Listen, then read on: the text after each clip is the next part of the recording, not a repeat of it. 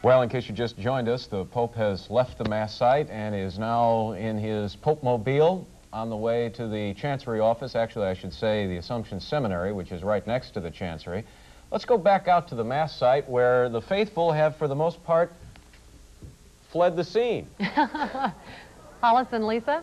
Yeah, we had to go down and get ourselves a drink of water a moment ago. We're back up here now. It is still rather warm, and most of the people have departed. There are a few people still close to the altar, and some people are simply taking it easy around shade trees. They're smart. Yeah, they are. You know, it's funny. They were saying that they thought that it was going to be, of course, with the estimated 500,000 people, which we did not get, but they had been saying it could take as long as till 8 o'clock tonight to clear this site, and they certainly have cleared out fast. It's a surprise to me that that many people, even if it was only, as they were saying, only, understatement, 250 to 300,000 people, but that they seem to be leaving very orderly. And one man that I talked to earlier, right after the sermon was over, the homily was over, I had asked him what he was what he felt about the Mass so far, and he said to me he was absolutely amazed. He was from Houston. He said he was amazed at how smoothly everything was running, and it appears that that is the case, even right down to the Exodus.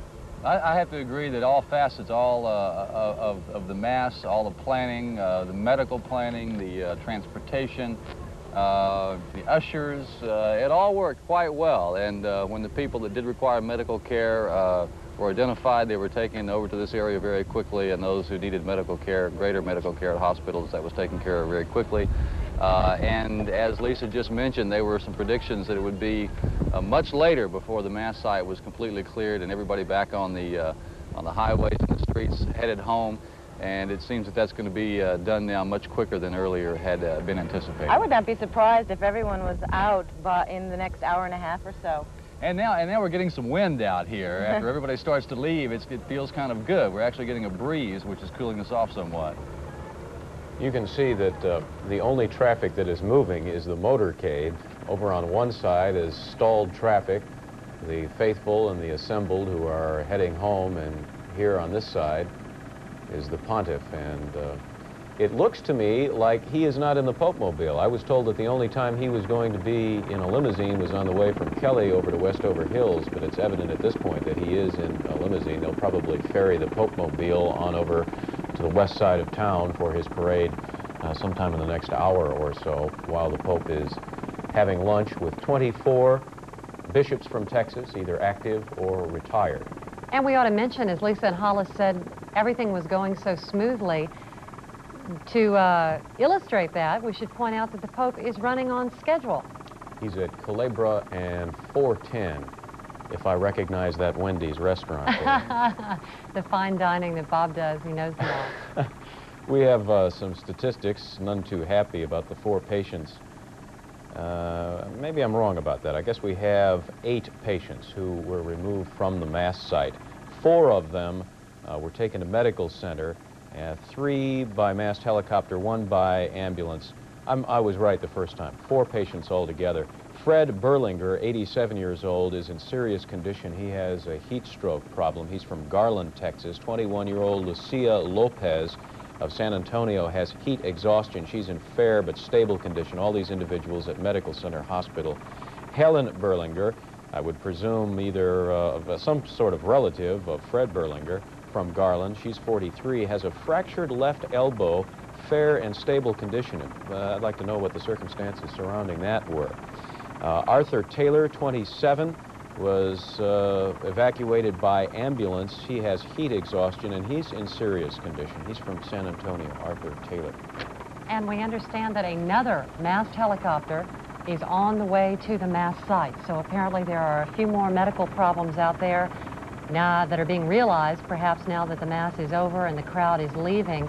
But we understand there is a picture of the massed helicopter on its way to the Mass site. Deborah? Yes, Hollis, go ahead. Deborah, we think that a lot of the people have become affected now on the long walk back up to the back of this Mass site after having sat in the sun for such a length of time. The walk now up a slight incline is really beginning to wear on the people that attended the Mass. Another massed helicopter, as you said, and as you can see, now landing at the at the Red Cross Center over here. We don't know exactly how many patients they intend to put on that massed helicopter and remove them from the mass site. We have not seen any ambulances come in the last several minutes. However, earlier there were about 5 in a row. So we do not know if this helicopter is coming to pick up those patients or not. Bob, a question also. Your count there a moment ago was 4. Did you happen to include in that the heart attack victim earlier in the day and the pregnant woman that were also taken to the hospital? That was not in my count, no. Okay. So that would make 6 then. Okay, we are getting those 2 plus 6, which our count out here is 8. I'm not certain where the other 2 people have gone or to what hospitals exactly. But we understand that some were taken to, they were taken to 3 different hospitals, we understand, from out here. So we might be missing 1 or 2, and the names, I'm sorry, we can't supply those to you. We don't have them out here. By way of anxiety, I would have to say it's not over until it is over. And as you pointed out, Hollis, there is a long wait in the various parking lots to get back into the cars, to get back into the buses, and these people have already been exposed to the heat now, many of them for 5, 6, 7 hours. And it will take its toll, and the chances are very good that we will see more individuals who need some type of medical attention. Of course, they're well set up for it. They're at the mass site. Really surprising that there hasn't been more need for those facilities to this point. Yeah, I'd have to agree. I'm sorry, Lisa. I was just going to say, interestingly, they were going to have some entertainment, just like they had before the mass started. They were going to have some music groups play after the mass was over, and they decided not to do that because of exactly the reason that we're talking about. They wanted to clear people from the site. And earlier, when we were saying we were surprised at how quickly they were leaving, that, of course, we were not taking into account, obviously, the traffic situation getting out of here is going to be a lot worse. Can we get a shot now? You can see they are putting somebody else in the massed helicopter there. It looks like one individual on a stretcher. We're not exactly sure if, I can't make out from this distance whether the individual is packed in ice as the earlier patient was when he was taken out by the massed helicopter. But obviously, you can see in the pictures they're in quite a hurry to get that person to the hospital. I'm not exactly sure what the problem is over there, though. We would presume most of those who need medical attention would be evacuated by helicopter because the traffic surrounding the Papal Mass site is got to be in a bottleneck situation. That's probably a good guess as to exactly why this is taking place. This might be a patient, Bob, as you're suggesting, might be a patient that would normally be taken to the hospital via an ambulance. The mass helicopter is being used simply because there is such a large amount of traffic around this mass site right now.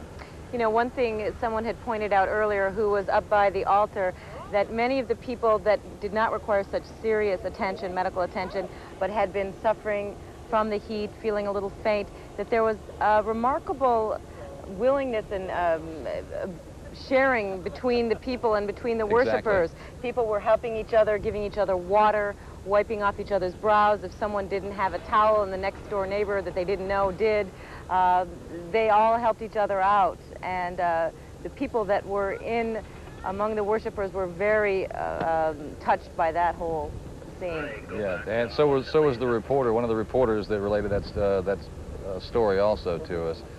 The right Papal now, motorcade moving down Culebra Road. I don't know if you folks have a monitor out there that you can see what's on. We don't have that. We don't have that advantage, no.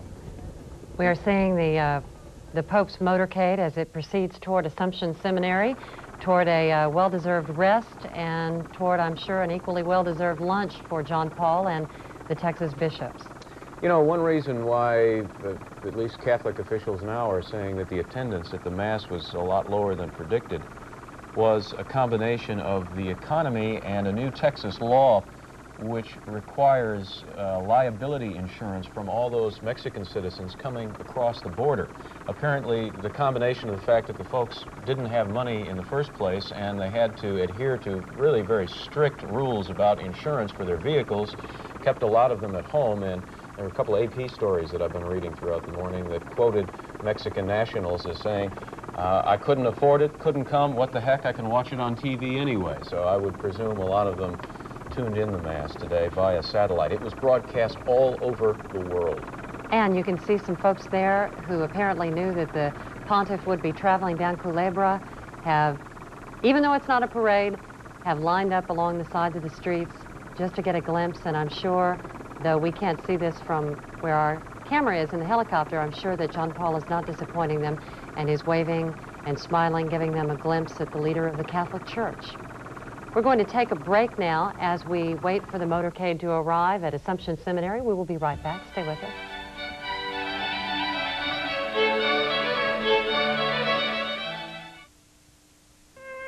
His holy presence in our country brings us closer together, and his words touch the hearts of Americans everywhere. To help you preserve the special moments of this historic tour, the Vatican Library has commissioned a series of recordings of the words of Pope John Paul II. These are available now on record album or cassette tape. To heighten your enjoyment of this offering, every order will include an autographed likeness of His Holiness, a certificate of authenticity, a copy of the Pope's closing prayer, and for a limited time, a special papal medal brushed with gold as a lasting memento. These are the only commemorative recordings of this type to be sanctioned by the Vatican Library. To order this exclusive Vatican-sanctioned package at just $19.95, call toll-free 1-800-453-1800 or send $19.95 plus $3.50 shipping and handling to Pope, Post Office Box 3457, Ogden, Utah.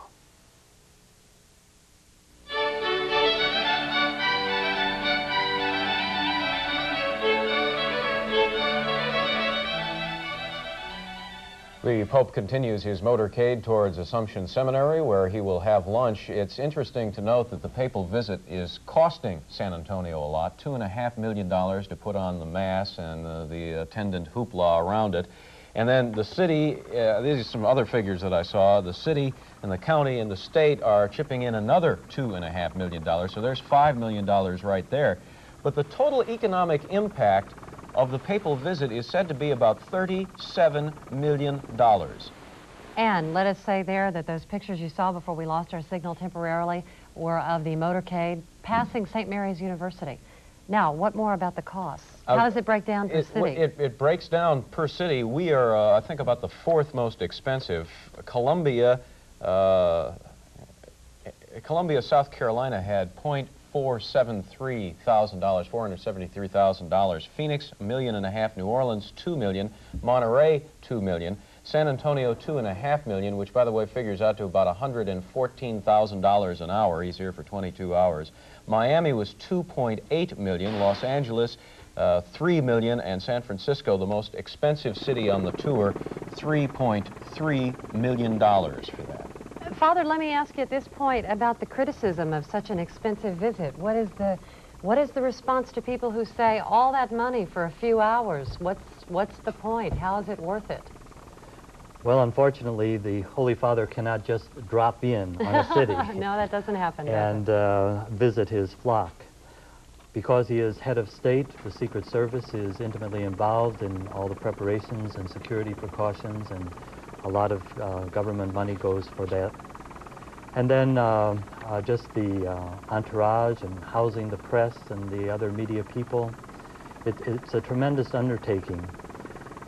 And as Archbishop Flores has said, he thinks that the price is small, in that it gives an opportunity for people to meet their spiritual leader, an opportunity that most would never be able to afford by themselves if they had to make the trip to Rome. You know, there's been a lot of response from other Christian leaders, non-Catholic Christian leaders in San Antonio, and I know that the Reverend Buckner Fanning from Trinity Baptist said at an ecumenical service the other night that, in response to the criticism of the cost, said millions and millions are spent all the time on weapons and the instruments of war, and it seems then that maybe it's not so bad to spend the money on a man of peace. So I thought that was an interesting comment from someone who was a non-Catholic. That man of peace is headed your way, Kathy Teague, who is standing by 12 Live at the Chancery. Kathy? You can certainly tell it, Bob, from the number of police officers that are driving up and down Woodlawn Avenue. You can see the motorcade passing in front of the Chancery right now. Crowds, I would say several hundred, have gathered along Woodlawn Avenue just within the last hour. They've probably come out of their homes after watching the Mass on television and are standing by with banners. I can already see some people starting to point and wave. Here's some of the security people. Here is the entourage. The Pope has arrived at the Chancery.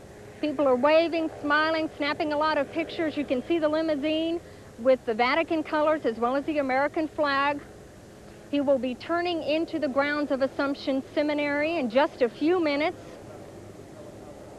Along with him are, of course, the Texas bishops, a number of other dignitaries, as well as the governor, the mayor, our county judge, Tom Vickers. They have pulled onto the grounds of Assumption Seminary. Just any minute now, he's going to be passing by that longhorn steer that was donated by Red McCombs so that the Pope could get another look at a traditional Texas symbol as he drives by. There he is, passing by the steer right now. The crowd is still waving, still cheering, still very excited to be seeing him. He is going to be passing under a white canopy. An awning has been set up. Part of that is for security. Part of it, of course, is just for comfort, where he will be going into the side doors of Assumption Seminary.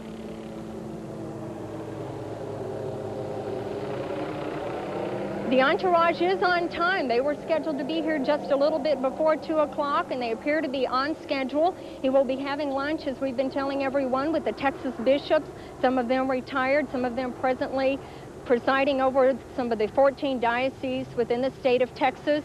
He will be talking with them, having a lunch. Afterwards, the Texas bishops will come outside and be able to talk with some of the media, tell us if the Pope had any special words, any special encouragement. We expect that he will be affirming them in the work that they are doing in Texas among the Hispanic Catholics and others. After he has lunch with the bishops, he will be taking about an hour and 15 minutes to rest and relax, get refreshed from the long morning that he has already had here in San Antonio. And then he will be leaving for another parade, 4.5-mile journey over to the Municipal Auditorium. We'll be covering all of those events as they occur. Back to you, Bob and Deborah. Kathy, do you know if those VIA buses that just pulled in back there are transporting the rest of the delegation that didn't come in the motorcade? Exactly. The VIA buses will be used to transport the bishops and some of the other Vatican entourage that came along with the Pope. And that's just the quickest way to get them back and forth without having just a long line of limousines. The limousines were only used for the Pope as well as some of the other top dignitaries. All right. We're ready for the Pope to have a little lunch, and then the parade will start at about 4 o'clock as he heads downtown. We'll take a break, and we'll be back in a moment.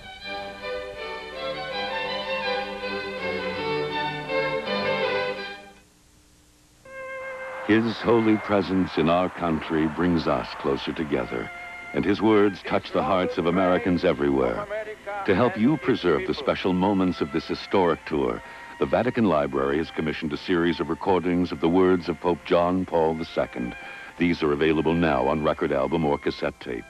To heighten your enjoyment of this offering, every order will include an autographed likeness of His Holiness, a certificate of authenticity, a copy of the Pope's closing prayer, and for a limited time, a special papal medal brushed with gold as a lasting memento. These are the only commemorative recordings of this type to be sanctioned by the Vatican Library. To order this exclusive Vatican-sanctioned package at just $19.95, call toll-free 1-800-453-1800 or send $19.95 plus $3.50 shipping and handling to Pope, Post Office Box 3457, Ogden, Utah.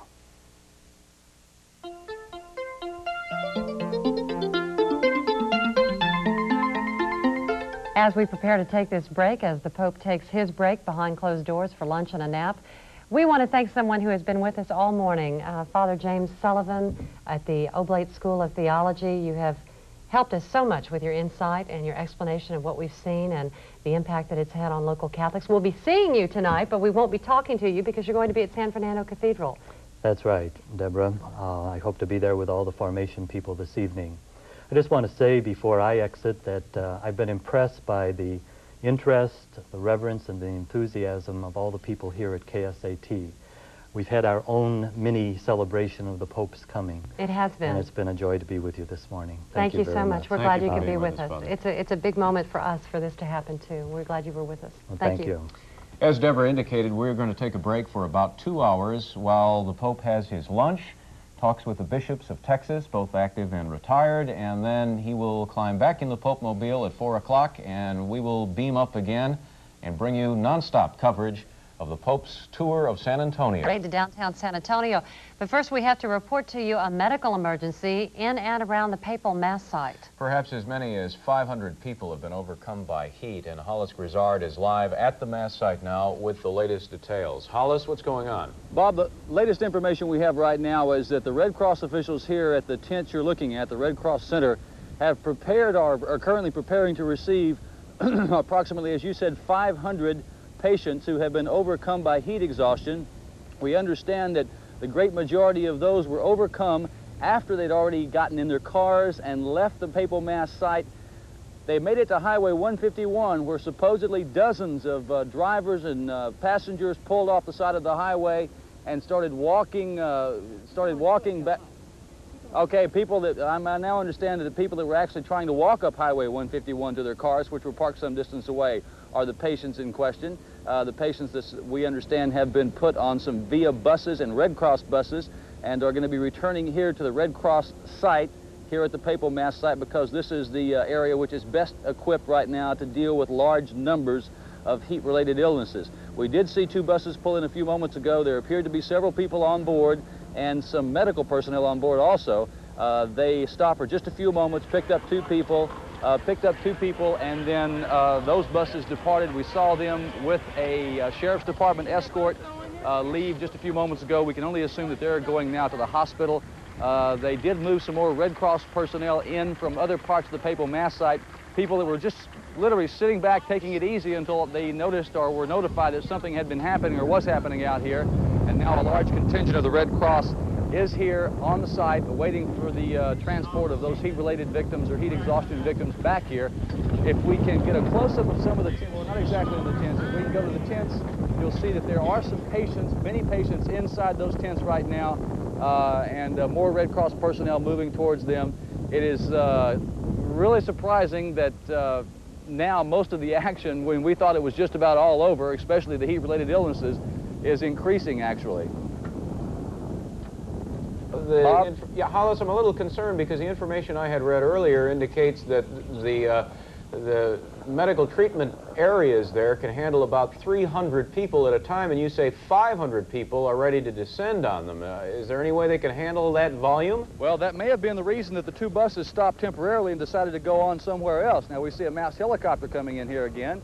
Before we get to the Mass helicopter, let me deal in greater detail or in greater length with your question. I would assume that if indeed this facility can only handle 300 people, that the 2 buses which they first brought in have indeed gone to some other medical facility. Now, we can see the Mass helicopter coming in here. We can assume this is one of the more serious cases that they're going to probably be transporting out. We have some new information now. Sue Kalberg just returned from the Red Cross site and has more information on exactly what the situation is over there. Sue? Yeah, Bob and Deborah, I haven't heard any of the talk that you guys have been saying in the last few minutes, but I just talked to an EMS official over there at the site where you saw all those EMS units assembled, and they said that the problem was that some of the older people who had been walking back to their cars from the Mass site simply got hot, and many of them don't have very serious injuries. They're not suffering very serious heat stress, but they're simply tired and they don't want to walk anymore. So they're simply sitting down in the shade. Maybe they know what's best for right now. They're sitting down in the shade. They're taking it easy, they're resting, and they're waiting for the EMS personnel to show up. They're waiting for the buses to show up so that some other person can take them back to the car. They seem to know that they've had enough, and they're taking the appropriate action. EMS officials are not really concerned that there are people in dire straits out there. They're not really in an emergency, life-threatening situation. It's just that they know they've had enough, and they're going to rest until they can get the proper kind of care. So it seems, Bob, that a large number of people simply walked quite a distance, decided they'd had enough, and they were going to sit it out there until they felt better. Now the Massed helicopter's entry again into the Red Cross area does indicate more than likely that there is some serious heat-related cases inside that complex there. And we can see there that there are some cases that have been treated within the past 30 minutes. That's recent footage which we've just returned to the truck with. And so it appears that although there are quite a large number of people that are suffering some form of heat stress, hopefully most of them are not that serious. Hollis, are we primarily talking about elderly people? I believe that most of the people now that I have seen treated earlier in the day, were older, although there were some younger ones in there also. I think, as Sue related, that most of the people along Highway 151 that were returning to their cars are indeed elderly, and they were, of course, wise enough to know when they had enough. Are we to presume from all of this, Hollis, that the traffic is still extremely congested out there, which is impeding the movement of these individuals into their car and out of the mass area? I don't think that the traffic was, the actual traffic blockage had much to do with the people suffering this heat stress. I think that the traffic this morning, which forced them to park so far away from the mass site, actually would cause the problem, because when they did return to their cars, they had such a great distance to walk back. So my information now is that the traffic around here is not all that great. Bob? Hollis, thanks so much. Wilford Hall Hospital, as we understand it, got 6 patients for heat treatment, and Medical Center got another 9. And we know at least a couple of those were serious. One gentleman was taken from the mass site, actually packed in ice, which indicates a very severe problem with